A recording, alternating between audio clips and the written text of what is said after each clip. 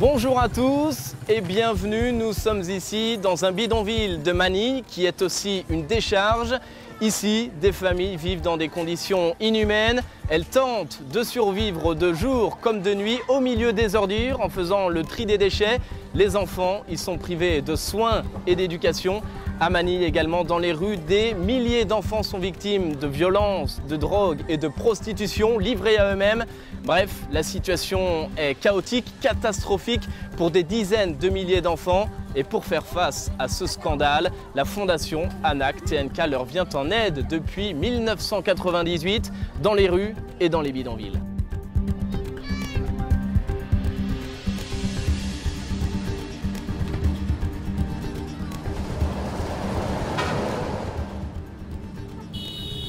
Manille, la capitale des Philippines, est l'une des villes les plus peuplées du monde, avec une agglomération de plus de 15 millions d'habitants. Un tiers de cette population vit en dessous du seuil de pauvreté. Parmi elles, de nombreuses familles trouvent refuge dans les bidonvilles, alors que les enfants seuls vivent sur les trottoirs de la ville. Dans les rues odorantes et assourdissantes, sous les ponts et dans les caniveaux, ils sont ainsi des dizaines de milliers, blessés par l'injustice et surtout meurtris par la violence de la rue. Au cœur de cette misère, la fondation ANAC TNK est une lueur d'espoir pour ces enfants qui retrouvent là une famille. Pendant une semaine, nous avons suivi la fondation dans ses activités dans les rues et dans les bidonvilles. Le père Mathieu, son président, est pour les enfants comme un père adoptif. Originaire de Versailles, il est ordonné prêtre ici à Manille en 2004 et reste depuis au service de la fondation. Les enfants des rues, là, je proviens d'un milieu très privilégié. J'ai été aimé par ma famille, j'ai été protégé par ma famille. Et lorsque je vois la situation de chacun de ces enfants-là, je suis édifié par la manière avec laquelle ils répondent au scandale du mal. C'est-à-dire leur sourire, leur joie, et puis leur courage à aller de l'avant, leur espérance qui est impressionnante, qui ne s'éteint pas. Et je me fais souvent la réflexion en me disant, mais si j'avais été à leur place, qu'est-ce que je serais devenu? Ça aurait été à mon avis terrible. Il y a une grâce, c'est certain, mais ça aurait été terrible, donc ils m'édifient. Nagsimula kasi yung buhay ko, sir, na mahirap dahil naghiwalay yung mga magulang ko. Tapos kung saan-saan na kami dinala. Eh yun, naisipan namin magkakapatid na para di namin mahirapan, naglayas na lang kami. Mahirap po, magulo, lagi nag-aaway. Kaming mga magkakapatid dahil sa maliliit na bagay. Tulad ng mga, kunyari, si mama, binilihan niya yung kapatid ko ng ganyan. Siyempre may hinggit yung iba. Na, ma, bakit ganito ganyan? Bakit sila lang yung binibilihan mo, ba't kami hindi? Opo. Kasi, lagi na lang yung mga kapatid ko yung lamang. Kaya naisipan ko na lang maglayas. Tapos pumunta kung saan-saan, tumambay doon, mas pinili ko pa yung barkada kaysa sa pamilya. Tsaka nung nakakasama ko yung mga barkada ko, hindi ko manalaisip yung mga magulang ko. Kung nangyayari sa kanila, basta iniisip ko, masaya lang ako, masaya ako sa ganitong ginagawa ko.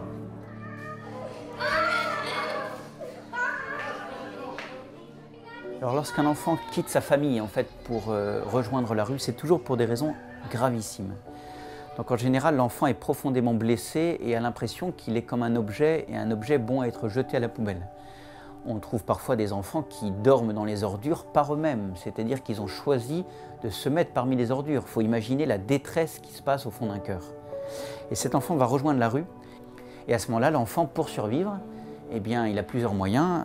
Le plus simple, c'est la mendicité, mais il y a une certaine honte pour des enfants à mendier. Et du coup, beaucoup vont glisser, à cause de l'influence des gangs, sur le chapardage ou le vol à la tire.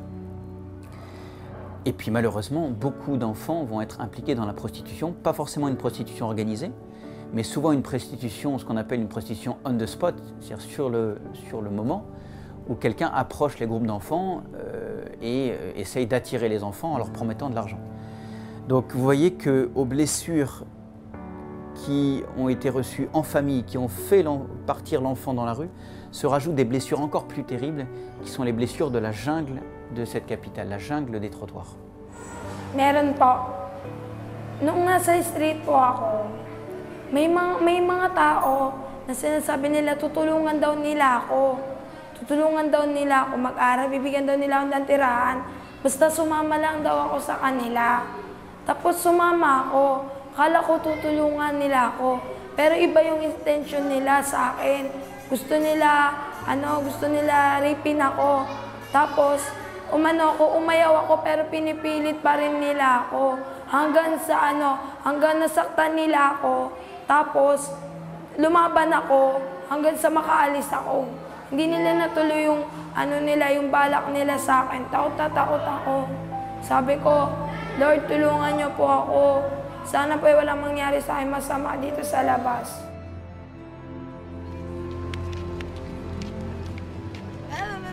Chez ces enfants, les blessures sont profondes. Abandonnés par leurs parents, parfois violés par leur père ou battus par leur mère, pour beaucoup d'entre eux, le refuge, c'est la rue. Et pourtant, ils n'y trouvent rien, sinon les ordures, la drogue, la prostitution. Bref, pour eux, tout est à reconstruire. Et c'est là justement l'objectif de la Fondation. Remettre ces jeunes sur des rails, les stabiliser, leur faire quitter les habitudes de rue et les remettre dans un cursus scolaire normal, espérant un jour peut-être les voir autonomes et indépendants. C'est un long travail, difficile et délicat, confié à une équipe de professionnels qualifiés. Au sein de la Fondation, ils sont un peu plus d'une centaine, aidés par des volontaires. Félix est membre de l'équipe depuis 8 ans. Cet éducateur spécialisé a pour mission de créer le premier contact avec les enfants dans des quartiers bien déterminés qu'il connaît désormais comme sa poche. Aujourd'hui, nous progressons dans le quartier de Cubao d'abord, puis de Santa Lucia, à la rencontre de ces enfants perdus, abandonnés à eux-mêmes. Comme chaque semaine, au même endroit, Félix rencontre les mêmes enfants. Il est pour eux comme un grand frère. Il connaît leur quotidien et leurs peines. Il joue avec eux, soigne les bobos. Sa mission n'est pas facile. They have a lot of wounds and scabies. They get it from the, dirty surroundings. I am encouraging them, I am proposing them to stay inside the center because we are family. Anak Foundation, Tulay ng Kabataan Foundation is a family. They are our children. TNK, Tulay ng Kabataan, can act as their parents, as their brothers, as their loved ones to take care of them. That's the promise that I can give to these poor children. Pwede mo naman dalaw-dalawin. Ayaw po. Diyan lang sa Tulay ng Kabataan yung Kalayaan. Marami na rin akong bata na hindi yun ampunan, temporary shelter lang siya. Ay, namin liwan natin. Usap ulit tayo sa sunod. Ano pangalan mo? Po, Rosalie. Kuya Felix po. Sige na, RJ ha. He saw a camera. That's why he get the Because child. usually she didn't say nothing. Yeah, she ignored the child, even just lying down at the floor. Cette journée-là, nous aurons passé plus de 5 heures à déambuler dans les rues, à la rencontre de ces enfants pauvres de la capitale. Alors que Félix leur parle de la Fondation, certains jeunes manifestent le désir de la rejoindre. Prochaine étape donc, la Big Night. Il est 19 h. Pour cette nouvelle mission, de nuit, nous retournons dans le même quartier à la rencontre des enfants. Nous retrouvons Félix, accompagné d'un volontaire français. Alors on est dans un camion de la Fondation Anak TNK avec un volontaire qui s'appelle Mathieu. Mathieu, salut. Salut. Est-ce que tu peux nous expliquer où est-ce qu'on va et ce qu'on va faire? Donc là on est en Big Night, c'est-à-dire qu'on va partir la nuit dans des zones qui sont habituellement visitées par un street educator qui s'appelle, donc là c'est Félix, que vous verrez. Et on va dans des zones qu'il a l'habitude de visiter et on va voir des enfants qui passent la nuit là dehors et qu'on a l'habitude de voir, où on va rencontrer des nouveaux enfants. Qu'est-ce qu'ils ont l'habitude de faire la nuit, ces enfants? Et ben, souvent ils se regroupent pour pas être complètement tout seuls paumés dans la rue. Et malheureusement la nuit c'est un moment où ils sont un peu seuls. Donc ils se droguent, ils mendient, voilà, ils traînent un peu partout et puis ils essaient de trouver parfois un endroit pour dormir, mais vous allez voir c'est pas très confortable.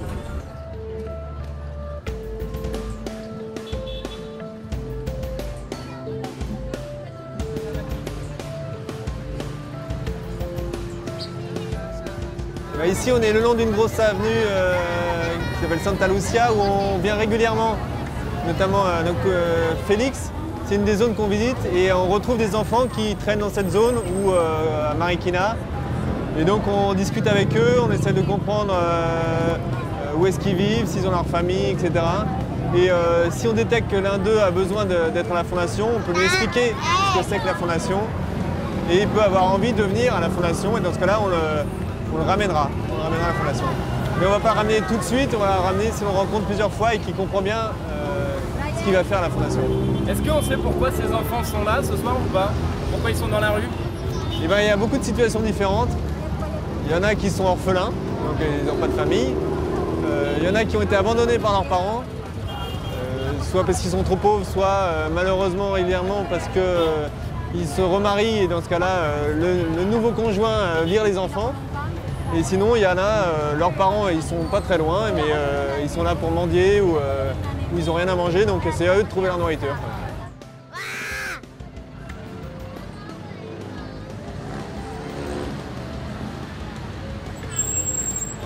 This is their lifestyle. They love very noisy places. They are happy.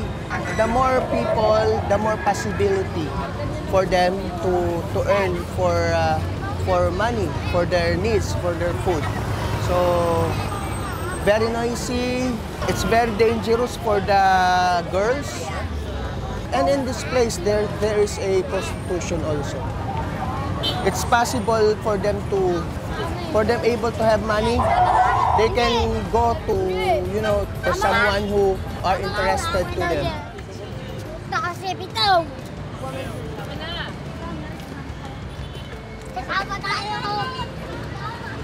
Santa Lucia, il est à peine 22h30 quand nous embarquons dans le camion. Et avec nous ce soir, 4 enfants. Ils sont tirés des rues, parmi eux Nathaniel, que nous avions rencontré un jour plus tôt sur les trottoirs. Masaya po dun kasi dito sa Lansangan, ang hirap. Ay nahabol po kami ng mga kung ano-ano. Barangay.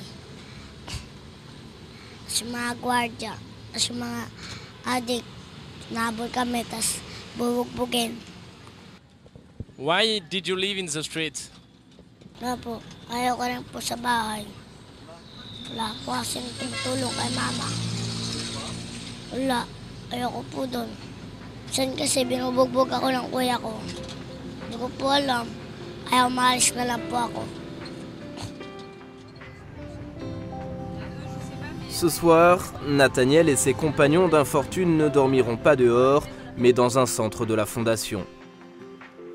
Nous déposons d'abord Alexandra dans le Drop-In Girl réservé aux filles, puis nous arrivons au Drop-In Boy, où est pris en charge une trentaine de garçons. Les nouveaux résidents découvrent alors leur maison et le plaisir de la douche.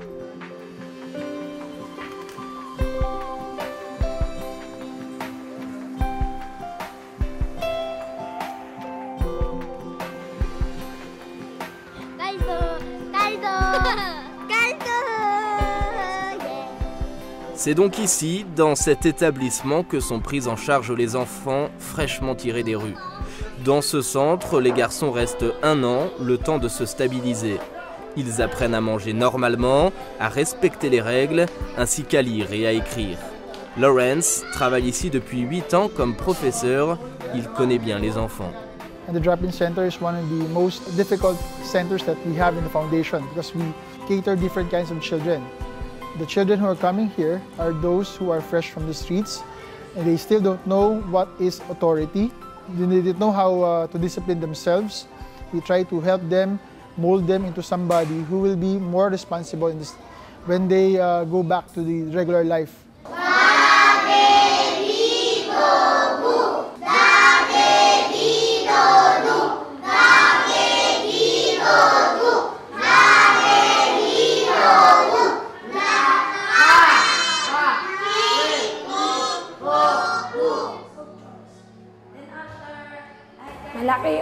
Malaki yung natutulong ng foundation sa akin.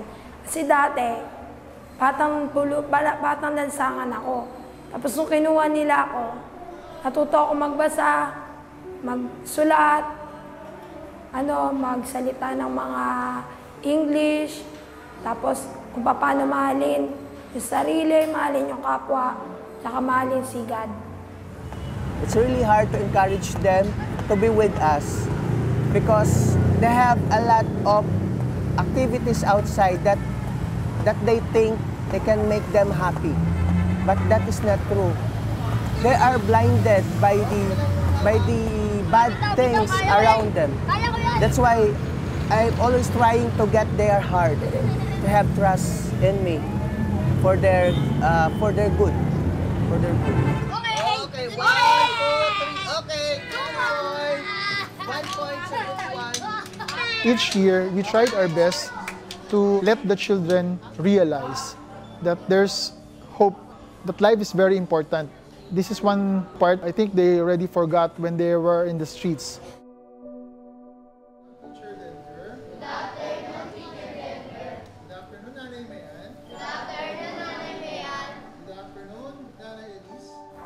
Yung naramdaman ko po na pagpunta ko po dito sa tulay na parang mahirap naman, hindi ko na makakasama yung mga barkada ko, yung mga pamilya ko sa labas.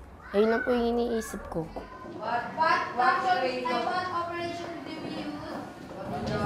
I'm hoping that I cannot see them anymore in the street. They are the future. You can say one of them can be the president of the country, one of them can be a good lawyer, one of them can be a good doctor someday, if we can help them. Nasasaktan po ako kasi po ayoko po matulad sila sa akin na na walang pamilya. Gusto ko po yung nasa piling sila ng magulang nila, inaalagaan sila. Ayoko po dumating sa punto na paglaki nila katulad ko sila, nangangailangan ng pagkalinga ng magulang. Yun po, naaawa po ko sa kanila. L'enfant ne reste pas dans la fondation parce qu'il a de la nourriture. Il ne reste pas dans la fondation, même pas parce qu'on lui promet un bel avenir. Et pourtant, il faut travailler à ça. Il faut impérativement casser cette misère. Il faut casser cette espèce d'horrible misère dans laquelle ils ont été plongés. Mais il y a quelque chose de beaucoup plus profond qui se joue au fond de leur cœur. Et vous voyez bien que dans la fondation, ça signifie qu'on est d'une certaine façon impuissant. On essaie de créer le cadre, mais fondamentalement, c'est le bon Dieu qui va agir au fond des cœurs. D'où l'importance de la prière.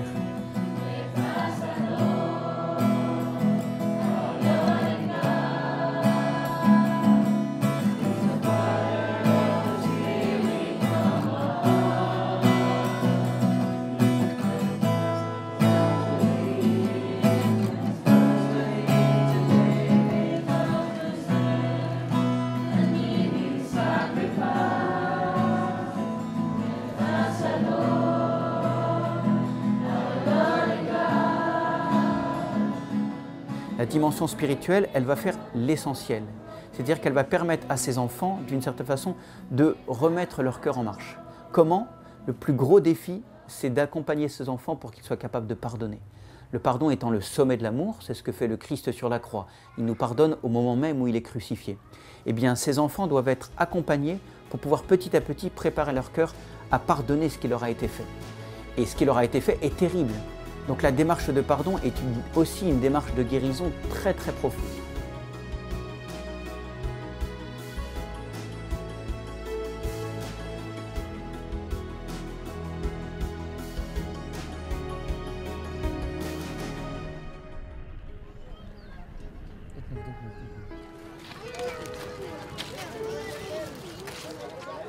Après la jungle des trottoirs et l'horreur des rues, après le réconfort des centres d'accueil, nous découvrons un autre programme de la Fondation.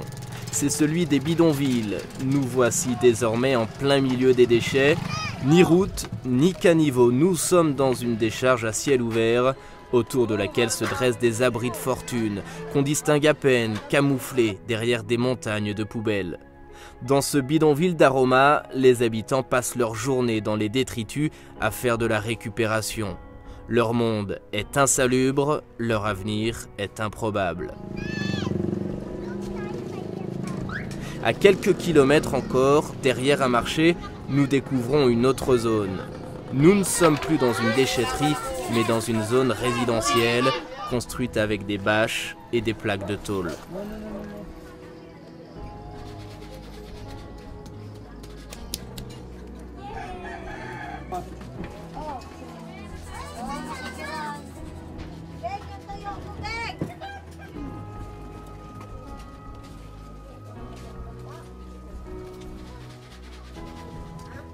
Nous sommes ici au cœur d'un bidonville de Manille où squattent des familles et des enfants souvent très jeunes. Ils sont, vous l'imaginez, dans une extrême misère et pour les tirer de là justement, la Fondation ANAC TNK a ouvert différents centres pour proposer des programmes de santé, de nutrition et d'éducation.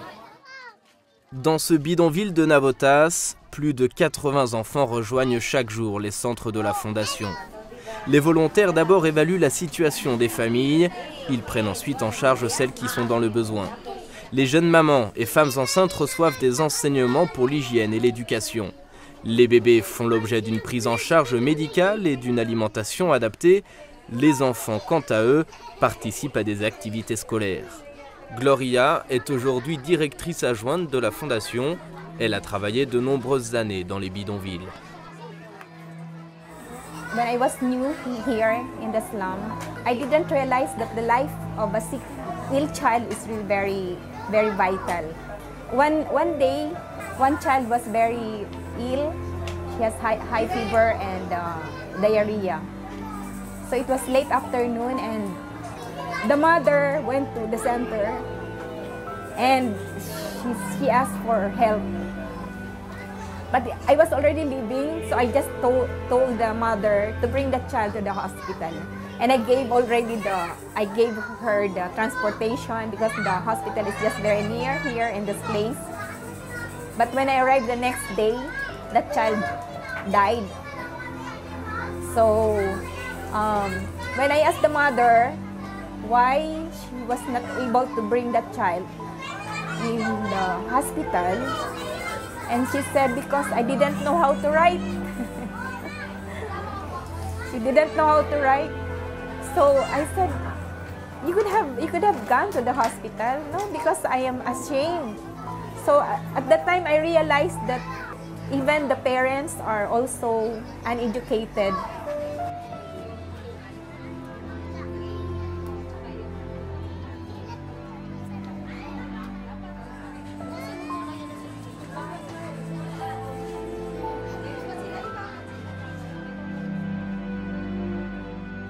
J'ai eu malheureusement plusieurs expériences d'avoir des enfants qui sont morts dans mes bras. Vous êtes à ce moment-là confronté au plus grand scandale. Et c'est quelque chose qui est inhumain. Avoir un enfant, en plus un enfant terriblement innocent, qui décède dans vos bras, c'est quelque chose qui est insoutenable et qui vous met véritablement en face du scandale du mal et de quelque chose que l'on ne comprend pas et qu'on est obligé de remettre simplement entre les mains du bon Dieu. Janvier 2015, journée particulière pour la Fondation. Le pape François, en visite pastorale aux Philippines, célèbre la messe dans la cathédrale de Manille. Après la célébration, de manière impromptue, le souverain pontife rend visite à la Fondation dans un des centres à proximité de la cathédrale. Émotion extraordinaire, le Saint-Père prend les enfants dans ses bras, il exprime son amour et sa compassion. The message of the Pope to us when he visited us, that Christ never forgets us. So the children really have that chance to have that message and they bring it here. I guess it's one impact for them, that they learn that Christ is with us every moment, every hour, every minute. So I think that's a big impact for us.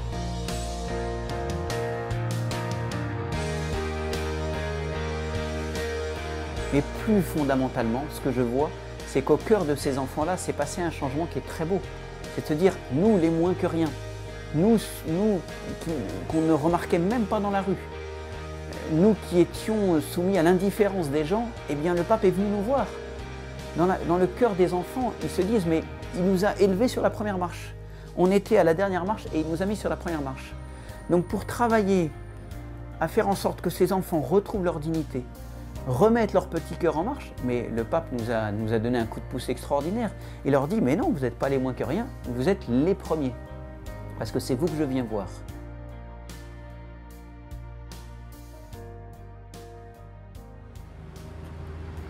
I believe what Pope Francis said, the people should extend their hands to the poor people, to the less fortunate, especially the street children, especially the poor children. It has opened the eyes of the society that there's really a need for them to go down, to help the poor. We don't have to be blind about it because that's really real. Helping the poor is just an opportunity for us to serve Jesus. Pangarap ko, maging isang social worker para tulungan yung mga bata na katulad ko, na ako nung dati, ako yung bata na wala. Ngayon naman, gusto ko, ako naman yung tumulong sa kanila. Tulungan sila na makabangon muli katulad ko. At para malaman nila, gusto ko rin na pag naging social worker ako, maikwento ko sa kanila yung buhay ko nung bata pa ako. Para maging inspirasyon ako sa kanila, para mag-aral din sila, para matapos nila yung pag-aaral nila. Gusto ko maging social worker paglaki ko.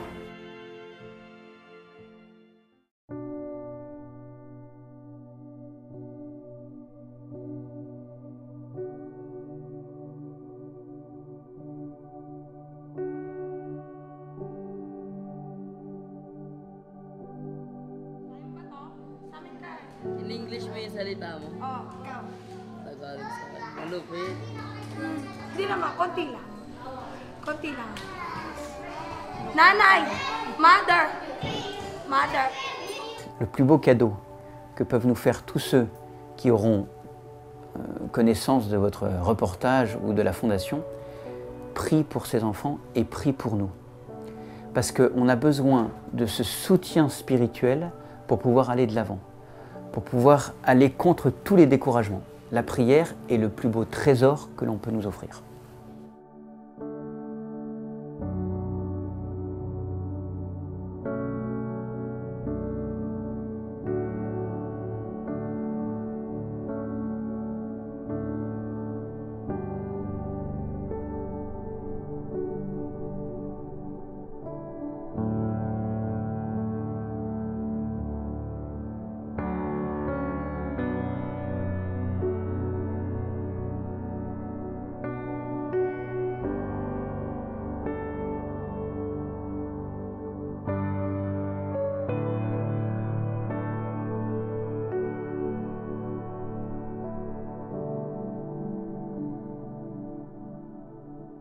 Aujourd'hui, Anak TNK accueille près de 1300 enfants à travers les différents programmes de la Fondation.